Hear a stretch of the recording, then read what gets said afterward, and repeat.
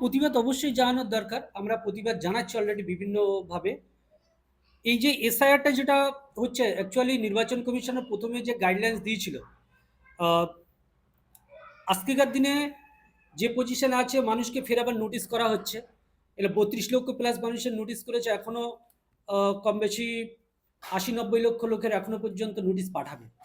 তো এখানে সাধারণত দেখা যাচ্ছে যে সংখ্যালঘু বিশেষ করে মুসলমান সম্প্রদায়ের মানুষের বেশি নোটিশগুলো আসছে। রাজ্যের বিজেপি নেতারা যখন এসআই শুরু হয় তার আগে এনারা বলেছিলেন যে প্রায় ১,২৫,০০,০০০ প্লাস ১.৫ কোটি এরকম বাংলাদেশি বা বহিরাগত আছে, রোহিঙ্গা আছে। এই সমস্ত কথা বিজেপির নেতৃত্বে বিশেষ করে শুভেন্দু অধিকারী মহাশয় বা অন্যান্যদের মুখ থেকে আমরা শুনেছিলাম। সেইখান থেকে দাঁড়িয়ে ১ম যখন নির্বাচন কমিশনার ফার্স্ট যে হিয়ারিংগুলো করলো এবং যাদের কাগজ জমা হয়েছিল, তারপরে দেখা যাচ্ছে যে পরিমাণের সংখ্যালঘু মুসলমানদের নাম বাদ যাওয়ার সম্ভাবনা বিজেপি নেতারা দেখেছিল, সেটা যেন কোথায় দেখছে যে ফিকে হয়ে গেছে। জানি না নির্বাচন কমিশনের উপরে কোনো প্রকারের দাবাব দেওয়া হয়েছে কিনা। কেন্দ্রীয় সরকারের দ্বারা তো নির্বাচন কমিশন পরিচালিত হয়। অনেক সময় প্রভাব বিজেপির নেতারা খাটায়। তো সেরকম কিছু খাটিয়েছে কিনা সেটা একটা খতিয়ে দেখার বিষয় আছে। কিন্তু সাধারণ মানুষের মধ্যে বিভিন্ন সংশয় তৈরি হয়েছে। এখন নূতন করে এই যে আসছে, যেমন আমি আমার গ্রামের কথা বলছি। এখানে আমার বুথটা পুরো মুসলিম। এই বুথের উপরে প্রায় কম বেশি ৬০০ প্লাস লোকের নূতন করে ফের আবার লিস্টে নাম আসছে। তাহলে আমার এলাকার সমস্ত মানুষ সব স্থানীয় এবং এদের সিএস পর্চা পর্যন্ত এদের সব বাড়ি আছে।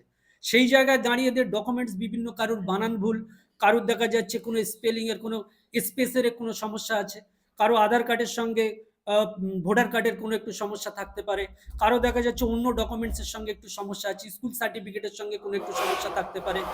আর বাবার আগে দেখা যাচ্ছে ২০০২ সালে যাদের বাবার নাম ছিল, সন্তানরা এখন যারা ভোটারে হচ্ছে, দেখা যাচ্ছে বাবার নামের সঙ্গে এখনকার সন্তানদের ডকুমেন্টসে কোনো জায়গায় একটা সমস্যা আছে। এরকম বিভিন্ন কারণে দেখা যাচ্ছে মেয়েদের ক্ষেত্রে মোসাম্মাদ এবং বিয়ে হয়ে যাওয়ার পরে খাতুন থেকে বেগম বা বিবি হয়ে যাচ্ছে। ছেলেদের ক্ষেত্রে দেখা যাচ্ছে মোহাম্মদ ছিল, অনেকের নাম ছিল, টাইটেল ছিল না, এখন ডকুমেন্টসের টাইটেল এসে গিয়েছে। তো এরকম বিভিন্ন সমস্যা, এগুলোকে নির্বাচন কমিশনার যেভাবে পদক্ষেপ নিচ্ছে তাতে করে পুরো পশ্চিমবাংলার প্রায় ১.৫ কোটি মানে ১ কোটি প্লাস মানুষ খুব টেনশনে আছে এবং প্রত্যেকটা পরিবার টেনশনে আছে। আমি নির্বাচন কমিশনের পক্ষে আমাদের পার্টির পক্ষ থেকে রিকোয়েস্ট করব যে স্যার দেখুন, এই যে পরিস্থিতি, এটা আপনারা একটু খুব সক্রিয়ভাবে এবং গুরুত্ব দিয়ে দেখুন যেন একটাও আমাদের দেশের নাগরিক যারা স্থানীয় তারা কোনোভাবে যেন এই ভোটাধিকার থেকে বঞ্চিত না হয়। কোনো দাবাব, কোনো প্রেশারের উপরে আপনারা না পড়ে নিরপেক্ষ এবং পুঙ্খানুপুঙ্খানুভাবে দেখবেন।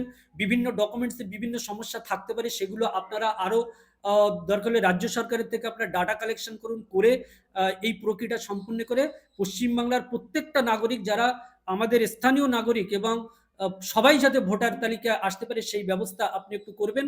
আর আমি সাধারণ মানুষের কাছে আরো একটু আহ্বান করব, যে সমস্ত সংগঠন বিভিন্ন বিষয় নিয়ে কথা বলছে বা নির্বাচন কমিশন আধিকারিক সঙ্গে আলোচনা করার জন্য যে ডাক দিচ্ছে, আমাদেরও উচিত সেই সমস্ত ডাকে যাওয়া। আমাদের যেমন সংগঠিত হতে হবে মাঠে ময়দানে, সঙ্গে সঙ্গে নির্বাচন কমিশনের সঙ্গে আলাপ আলোচনা করে এই বিষয়টা যাতে সমাধান করা যায় তার পূর্ণ ব্যবস্থা পশ্চিমবাংলার সকল মানুষকে দায়িত্ব নিয়ে করতে হবে।